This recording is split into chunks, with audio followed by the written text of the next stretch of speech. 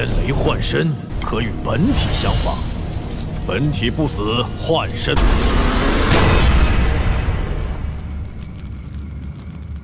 Xiaoyan mengeluarkan sayap doke, kemudian pergi meninggalkan Cengyun dan Hongtian. Dengan membawa cincin penyimpanan Cengyun. Dengan wajah kesal Cengyun, berkata tidak peduli kemana Xiaoyan pergi, pavilion petir angin akan mencarinya. Kemudian ia memanggil Hongtian, mari kita kejar.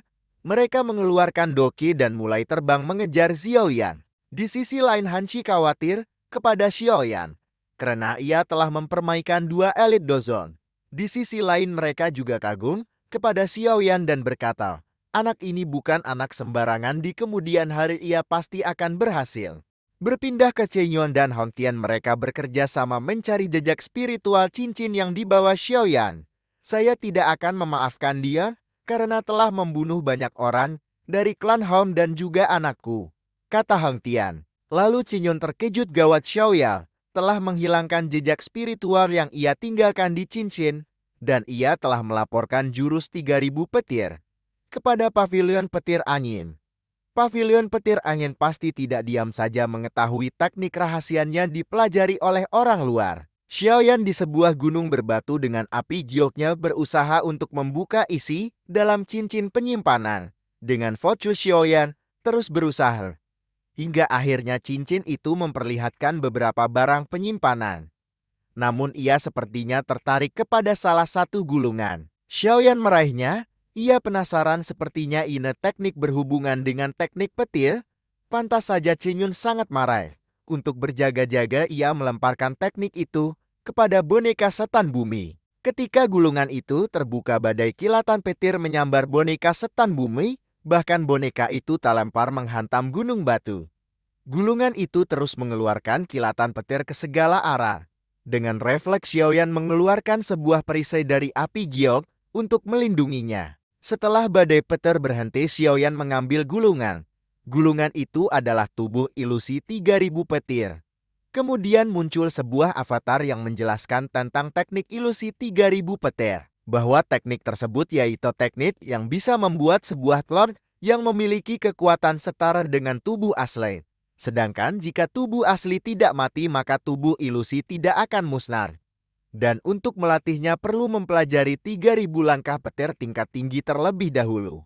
Xiaoyan sangat senang karena ia telah menemukan teknik baru. Ia kemudian mencoba memahami gulungan teknik ilusi 3000 petir. Saat memasuki gulungan, ia menemukan sebuah kolam petir yang dimana banyak simbol-simbol aneh yang harus dipelajari. Simbol itu perlahan masuk ke dalam pikiran Xiaoyan. Namun sebelum ia memahaminya, tiba-tiba getaran kuat terjadi di luar gulungan. Ternyata itu Cengyun dan Hongtian bersama anggota klan Honglai telah menemukan persembunyian Xiaoyan. Xiaoyan dan boneka iblis bumi terbang menghampiri mereka. Tetua Chen benar-benar membenciku, Xiaoyan berkata. Chen Yun berkata, aku tidak akan membiarkanmu, aku akan membunuhmu. Hongtian, aku serahkan boneka iblis itu, saya akan hadapi bocah itu. Baim, serahkan kepadaku dan segera habisi bocah itu, segera Hongtian berkata. Dengan kecepatan penuh ia memulai menyerang. Pertarungan Hongtian dan boneka iblis mewarnai langit pegunungan serangan. Demi serangan mereka lancarkan, hingga Hongtian berhasil mengenai kulit dari boneka iblis, namun tidak lecet sedikit pun. Ia bergumam tubuhnya sangat kuat. Sialan Cengyun, ia telah menyerahkan boneka sekuat ini untuk perhadapan denganku. Di sisi lain Xiaoyan dan Cengyun dibantu dengan anggota klan Hon juga bertarung.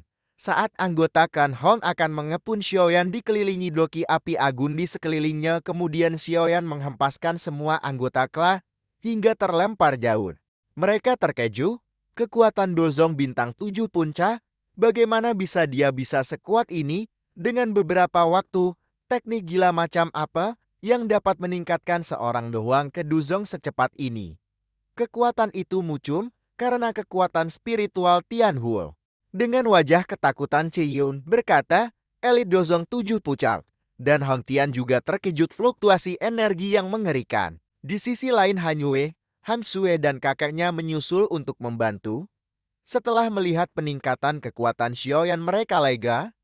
Tidak ada yang perlu dikhawatirkan, sepertinya dia tidak perlu bantuan kita datang sia-sia.